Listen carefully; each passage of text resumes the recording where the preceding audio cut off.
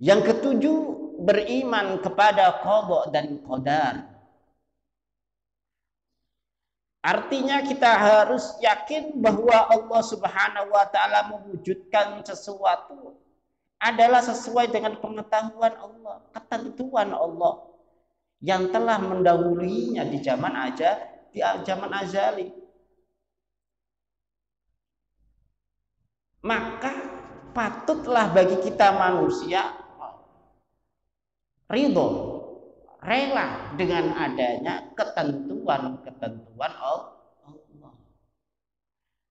Jadi dipastikan di sana, ditakdirkan ketika kita di dunia. Nah, qada takdir ini ada sesuatu yang bisa mengubah, yaitu doa. Maka ikhtiar kita sebagai manusia untuk senantiasa berupaya supaya kita ditakdirkan oleh Allah tetap iman sampai akhir hayat kita. Yaitu ya salah satunya gimana? Ya salah satunya kita membiasakan diri kita istiqomah tetap dalam keimanan kita. Yang penting tetap dalam keimanan. Ya pingin ngono ya. Sebagaimana orang-orang yang kadang-kadang kita tidak tahu kapan orang itu dirubah oleh Allah, kapan orang itu berubah karena Allah. Ya. Saiki mungkin sik nakal. Saiki mungkin nang kono iku guru nemokno dalan. Nggih kados Sunan Kalijaga. Nggih awale kan bedugal kados ngoten. Tapi nek wis kadung dibuka atine kalian pangeran, Masya Allah, luar biasa. Mongko niku kita niki melihat apapun itu tidak gampang memvonis orang itu adalah orang jelek. Mungkin dia ada sesuatu yang baik yang disembunyikan dari kita. Jadi makanya para ulama kalau melihat orang sepuh-sepuh, ya Allah, umurnya sepuh, ibadahnya wis api, amale wis akeh, aku sing sik nom iki cik murat mare kan ngoten. Nek nonton ya arek cilik, ya Allah, arek cilik gurung duwe dosa, aku sing wis tuwek ngene iki dosaku akeh. Salih. Jadi selalu melihat kebaikan-kebaikan.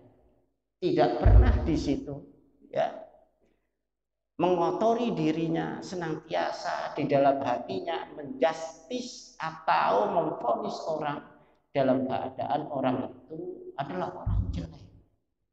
Ya memang dohirnya ketika dia melakukan sesuatu kejelekan ya memang jelek. Ya. Apakah nanti ketika di akhir hayatnya apakah dia tetap dalam kejelekan kan belum pasti juga. Dibalik juga begitu. Kita sekarang ini mungkin iman. Naudzubillah. Besok kalau terus di situ itu, ya naudzubillah. Makanya dulu ada dua orang bersaudara yang begitu itu. Yang satunya ahli ibadah, gak pernah mudun teko musolae nanggone panggung ngoten nika. Nggih, ibadah tok.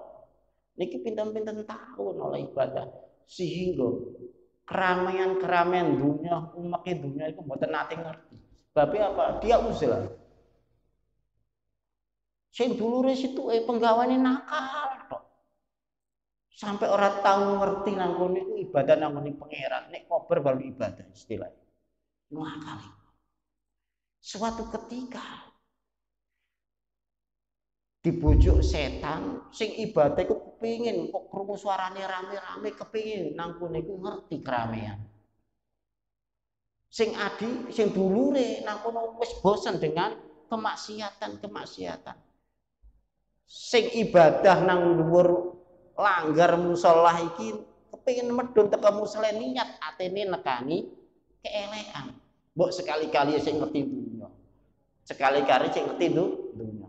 Dulure situke aku wis nang kono kepengin tobat nang kene pengiran. Dilalah nang kono iku pas medun teko langgare kepreset mati. Sing nang kono iku atene nang gone niat tobat nggih ngoten, tiba nggih mati. Ternyata sing biasane ibadah tok niku akhirnya diseret neraka. Krana napa? Akhir dari keinginannya itu untuk meninggalkan Allah. Tapi saudaranya yang maksiat, akhir kehidupannya ingin kembali kepada Allah. Kita kan tidak tahu bagaimana.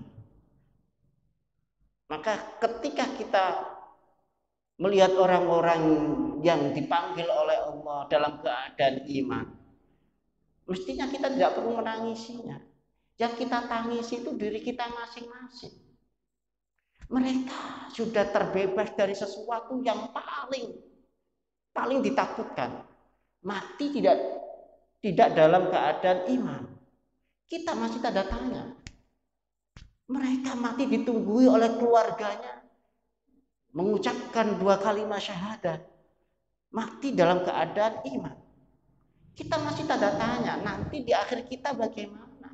Yang nyuwun datang pangeran muga tetap diparingi husnul khotimah.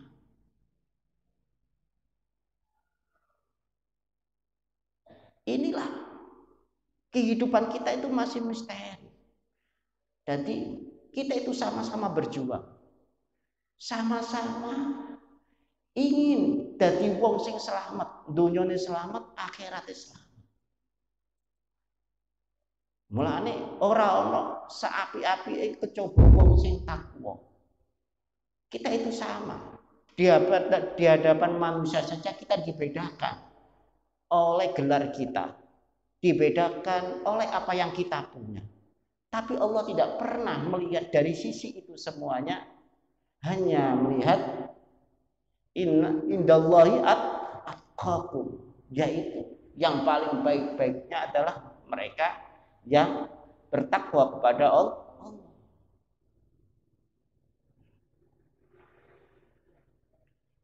Maka di sini diceritakan Syekh Afifuddin Az-Zahid bahwa sewaktu beliau berada di Mesir, beliau mendengar peristiwa kejadian yang ada di kota Baghdad atas pembantaian orang-orang Islam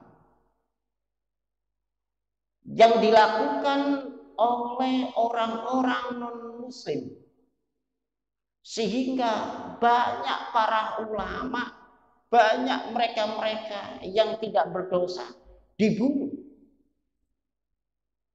Saking banyaknya yang dibunuh itu tidak hitungan. Kitab-kitab orang muslim yang waktu itu, karangan-karangan ulama waktu itu diambil semuanya, dicemplung nanggone kali, nanggone Bengawan, sampai menjadi seperti jembatan bisa dilewati oleh kuda. Quran dikalungkan ke anjing.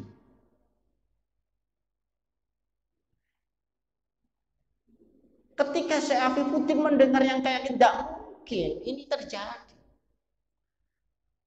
Iku gone wong api-api. Gone wong api-api kabeh. Wong sing nang kono iku ana arek cilik sing ora duwe dosa. Ana wong tuwa-tuwa sing nang kono senantiasa mendapatkan belas kasih Allah.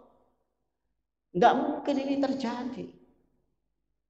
Tapi nyatanya itu adalah kenyataan orang Islam dibantai orang-orang non-muslim.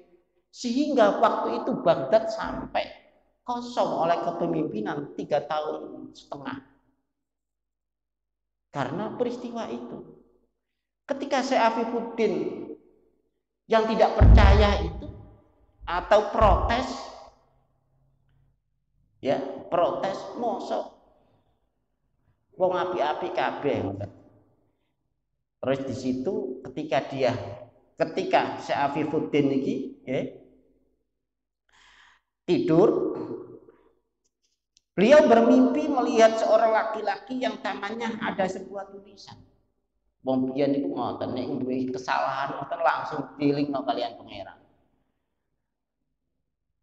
Dan tulisan tersebut berbunyi da'il i'rada famal amru laka walal hukmu fi kharakatil fulki. Tulisannya itu da'il i'rad, tinggalkanlah apa yang tidak mencocoki kepada pemikiranmu dan hatimu. Awakmu nang kono iku nek gak cocok ora usah diketok-ketokno. Famal amru laka, kabeh iku dudu urusan. Kita memang kadang-kadang ya memang harus peduli, tapi tidak menjadi urusan kita semuanya.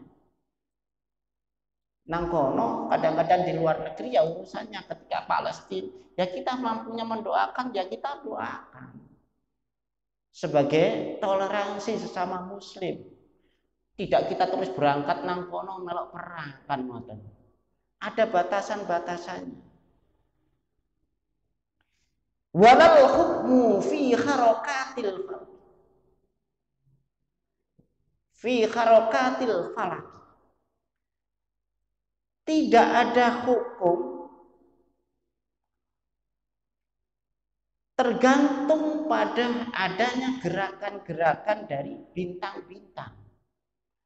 Jadi ketika bintang ngetan, hukum melok ngetan, alias nang kono mesti ini yang dibinasakan itu adalah orang-orang non-muslim. Kenapa orang-orang yang baik yang dibinasakan? Ketentuan Allah itu kadang-kadang di luar dari kebiasaan. Kebiasaan itulah yang harus mengikuti ketentuannya Allah. Kita harus menerima itu. Kita kan mestinya wong-wong sing iman luwih parek nang ngene pangeran. Mestinya dilindungi kalian pangeran. Mestinya diselametno kalian pangeran. Tapi Allah mempunyai ketentuan yang lain, mempunyai rahasia yang lain. Jadi sebagaimana saat wabah ini banyak kiai-kiai yang kapundhut karena wabah ini. Ya mestinya sing kena wabah itu sing gak gelem salat, sing nang kono nakal-nakal tok. Mestine karep kita ngoten, karep kita kan ngoten nggih. Nah, kita kan tidak tahu rahasia Allah itu bagaimana. Allah memberikan itu semuanya. Ada hikmah yang besar.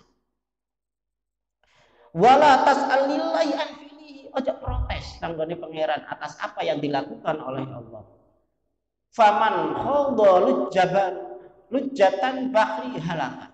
Siapa yang berenang di tengah-tengah samudra, dia akan tenggelam ke dalam samudra itu. Jadi urusannya pangeran ya kita serahkan. Kita menerima apapun itu ketentuan Allah. Tidak usah kita mencampuri urusannya pangeran. Apakah di dunia ini kabeh orang tidak ada yang mampu meminta kepada Allah supaya wabah ini segera diangkat oleh Allah? Yang mampu, tapi mereka punya aturan, punya tatanan. Wali-wali ini pangeran itu punya unggah-ungguh istilahnya. Mempunyai rahasia juga. Allah lagi menata kehidupan manusia. Allah lagi menata kehidupan manusia. Nang ngene dunya niku pirang berapa miliar orang. Dunyane ora tambah, penduduknya bertambah. Nggih. Dunia ini kan boten bertambah, tapi penduduknya bertambah. Dulu di sekeliling kita, di kota-kota masih banyak sawah-sawah. Sekarang kan sudah menjadi rumah semuanya. Ya, menjadi rumah semuanya. Mungkin Allah ingin menata lagi, ditata lagi. Kuasane pangeran. Dunya iki nek kapan bengi iku dilebet kalian pangeran. Nek awan digelar kalian pangeran supaya menungso kabeh iki iso ngelek penguripane dhewe-dhewe. Dadi dunya nek awan ketok jenengan nek menawi lunga numpak kendaraan. Nek awan ketoke waduh istilahnya. Suwe. Nek bengi ngoten kadang-kadang tinggal sak selipan ngoten pun teko Surabaya ya. Kita saya merem. Dunyane dilempit kalian pangeran. Diparekno. Mulane perjalanan malam itu adalah perjalanan yang penuh dengan barokah. Dicepetno. Supire nggih ngoten. Krono lancar ya cepet, gak proses tapi itu semuanya barokahnya Allah yang mengatur. Begitu juga orang yang takarrub kepada Allah di malam hari ini langit didekatkan. Dari semula ya pancet ae. Sinar pasar gatan ditonton ya pancet den langit ya sak ngono banget. Dalam arti bahwasanya malaikat-malaikat sama turun ke dunia ini memanggil mereka yang membutuhkan, yang meminta ampunan, yang mempunyai hajat. Dekat kalau malam. Kalau siang, nek didekat ya bahaya. Sampean kita mboten kuat nyoba sengenge. Ya memang bulan sendiri, matahari sendiri. Ya. Tapi andai kata terus diwalik nggone bulat nggone matahari ngoten dene. Rasane kayak nopo. Itulah Allah menata semuanya untuk kebaikan kita semuanya. Jadi urusan takdir kita harus menerima. Iya kadang nek ditakdir pas enak, ya penak. Makanya ketika tidak penak, apapun itu harus dikembalikan kepada Allah. Allah menghendaki. Ketika kita lagi sayang-sayangnya dengan keluarga kita lagi butuh-butuhnya dengan orang tua kita. Karena dulu kita merasa pernah di situ itu kurang perhatian terhadap orang tua kita. Setelah kita ada kemampuan, kita mendekat kepada orang tua kita. Eling ketika tidak bisa memperhatikan, cek tas memperhatikan wong tuane orang. Itu kan ketentuan Allah, tidak bisa ditolak. Kok mboten ngenteni kula nang kene iku sik tutuk rumiyin. Iku lak karepe kita lah. Mulane niku kadang-kadang kematian itu bisa membuat kita berubah. Sing awalnya ambek keluarga, sing nang kono kereme ora ukuran. Nggih, nyengite ora ukuran, medhite ora ukuran. Elinglah mbok menawa bengi terakhir tak seneng wae keluargaku. Ya, tak luman sampai keluargaku. Dimulai dari itu mungkin banyak perubahan-perubahan di keluarga. Ya, karena apa? Ingat, mungkin inilah sesuatu yang paling terakhir yang bisa saya lakukan. Ini dikai umur dawa maneh terus alhamdulillah.